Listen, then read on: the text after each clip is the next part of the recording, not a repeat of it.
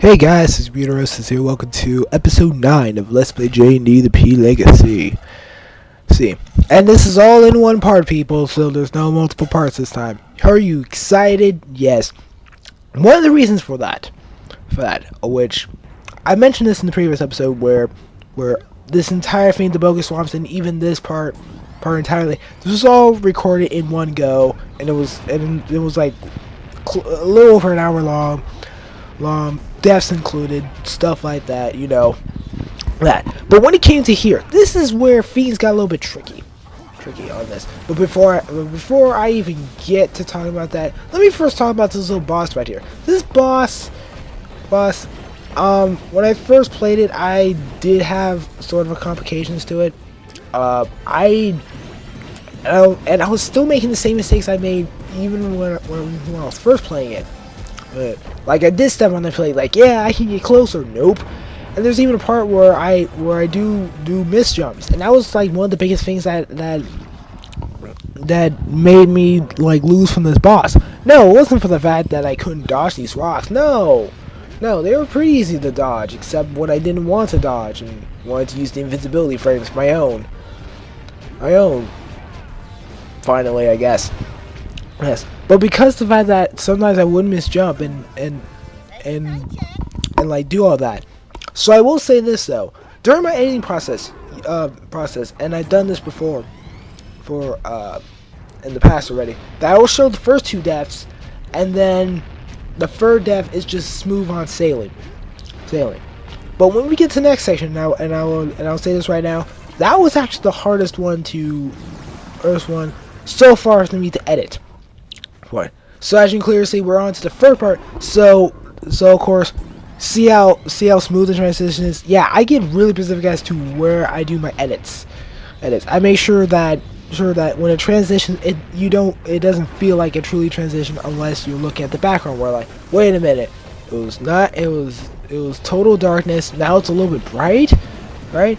And I know the little day to night transition thing. That was too quick. There should have been at least like twice more, and yeah, that should have been it on this. But basically, when it came to the editing of this, like, first off, it felt really weird to break this into 2 episodes. I will say this right off the bat, because basically we've gone close to, I don't know how much ahead this was, because as you can clearly see, it looks like, oh, it's close to 15 minutes. No, this was like close to like 20 minutes, basically. And I could have broken these into like 2 10-parters and still kept the death scenes in there, but I was like, no, because I was like, you know what, no. There's enough info here to make sure that it lasts for 15 minutes, because that was something that I was trying to do. That was something that I was trying to edit on here. So I edited as many deaths as possible, and then even the next section, I was having a hard time trying to figure out, okay, which parts do I want to fix out the most? And when it came to those parts specifically, I was like, okay, that's how I want to edit it and all that. That I started getting a little sidetracked because it has been close to 2 weeks since I did the recording of this, and of course, yay! I finished the boss and get the first power cell in this area. So yay! And then we can finally jump across there and all that. It's pretty fun. As you clearly see, and this was something that you sort of saw in the second part of episode 8, where I was looking through the trophy section, and you were noticing noticing a good transition. That was a little update that happened a while ago, where now there's like an online mode and an offline mode when you're checking your trophies. So now your trophies, instead of them being in the order in which like this is the last time you play them, which I think that's if you're offline, then it goes that way, I think. I don't know. I've always seen my trophies in online mode because I've always been online whenever I get on whenever I turn on my PS3. I'm always online. But that's basically how it's gone on for there. And you also were probably noticing that little PlayStation Plus thing. I was going through a free trial stage, and even though there were like some pretty good deals on that I never saw PlayStation Plus as something for me per se. More or less, like I never saw any true reason to get PlayStation Plus unless I'm like, hey, I get some free stuff. Technically, you're borrowing it. I can't find any other way to truly emphasize, to truly break it down any more than just, you don't technically own it, per se. I mean, the only time you technically own it is if you literally bought money for it. Like, sure, you got it off discount. You still, and I'm pretty sure you still technically own that game, even at, own that game on your PS3 system. Even after you're not a PlayStation Plus subscriber anymore. Not subscriber. Anyway. But it's like this game free for PlayStation Plus subscribers, and then you're like, sweet, I'm gonna get that. But at that time, even though it's like, yeah, I'm getting it for free, you're technically borrowing it. And I always saw it as that, where you had to constantly keep it going, otherwise any free stuff that you gotten from them will be gone. And those stuff that you literally pay for discount, that will probably be the only things you keep. Keep when you get down to it. And that was something that it personally bugs me a little bit, mostly the fact that there was no way I was able to truly keep up with PlayStation Plus demands, even though it's only $50 a year for it, which it only becomes a good deal if you use it to its full extent. I can never see myself using PlayStation Plus to its full extent. The closest I can see it do is to make sure that I don't lose any type of saves at all. Like, lose no saves at all. Well, whereas the last time when I've gotten a new when I was getting my new PlayStation 3, I had to literally lost all of my save data. If I had PlayStation Plus at the time, I wouldn't have to worry about it. I wouldn't have to worry about replaying Sonic Unleashed to bring me up to where I left off at the ending of recording the rest of Season 2.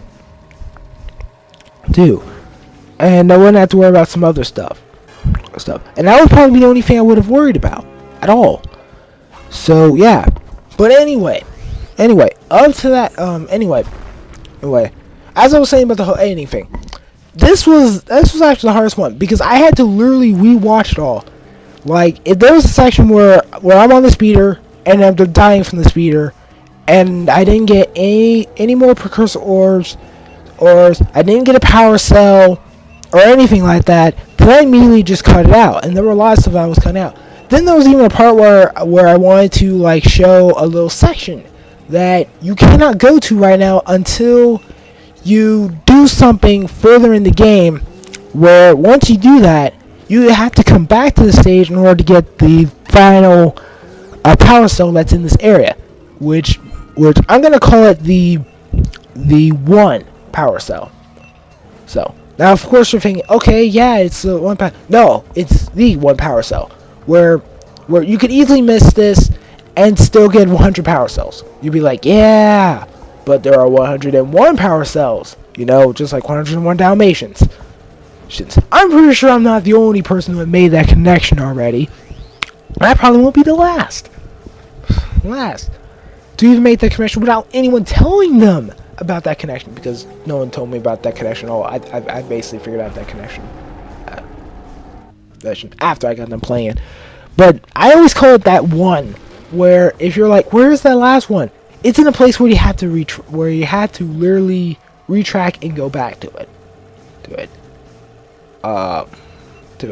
So, yeah.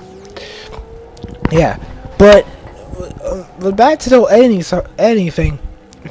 I can clearly see that there was a lot of stuff I had to edit, and the fact that what made this even harder to do because for the most part, sorry, I had to base upon like the last few sections of it, and I had to carefully edit which part of it. Like, I knew some of the main parts I want to edit, and then there was like those little small details where I'm like, I went over 15 minutes, or at least the limit that I have on there, and that one made it very difficult, like really difficult on that. And so with that in mind, it made it really hard for me. And to be honest, I'm actually pretty damn lucky that I was able to get this at less than 15 minutes, basically, with the amount of stuff I had to cut out.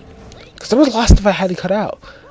So you're like, yay, I'll be able to finally get this. No. This is the part where I spend time just going back, collecting mainly the precursor orders that I missed. Because there were some that even during the times where I was coming through there, I was like missing out. Because I mentioned this before multiple times, and it's probably not gonna be the last time I'm gonna mention it. When I record these parts, they all look green to me, except for anything that's blue to me. And what's worse, I'm trying to collect everything. So there are certain parts where I'm going to places where I know there would have been stuff there, but they're not there. So so in that sense, what I'm trying to get is, yeah, there were parts where I missed stuff, and I had to go back and get there, and literally had to like watch myself on that. And there's a lot of stuff I was doing it during that recording where I was like, should I stop recording? I'm like, no, I'm gonna keep doing the recording thing. I've already done what I started. I'm gonna make sure that I get as much as I can for right now. Yeah. And I thought about either will I make like sort of a little small video where I go and do that, where I go back get on the speeder and go back there again and just make a little small video saying, hey, there's that one, that's the one that you probably missed out on.